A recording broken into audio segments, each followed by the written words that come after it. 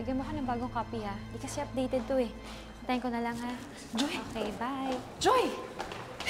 Joy! Ano ka ba? Are you avoiding me? Alam ko namang galit ka sa akin, eh. Sinumukit sa daddy mo, di ba? Just forget it! Look. Oh, ano yan? Ito yung nawawalang wig ni Mommy. Kahapon, I was looking for this. And guess what? I saw a woman watching me near my condo. At alam mo ba, nung lalapitan ko na siya, she started running away, tapos nahulog niya to. Wig ni Mommy to! That's her! Diba? Zoe, if she's your mom and she's alive, why would she run away from you? Ba't naman hindi ka niya kakausapin? Siyempre, she's avoiding me. She doesn't want me to know that she's still alive. Or, dahil siguro ayaw niyang ma-involve ako sa case niya. Or much worse, di ba?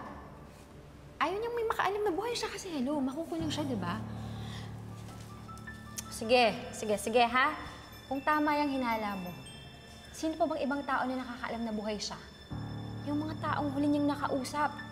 Mga taong pinagtitiwalaan niya. Yung mga huling nakasama niya. Tita Nerissa, si Dax. Isa ko naman hahanapin si Dax. Isa lang ba talaga? O may iba pa?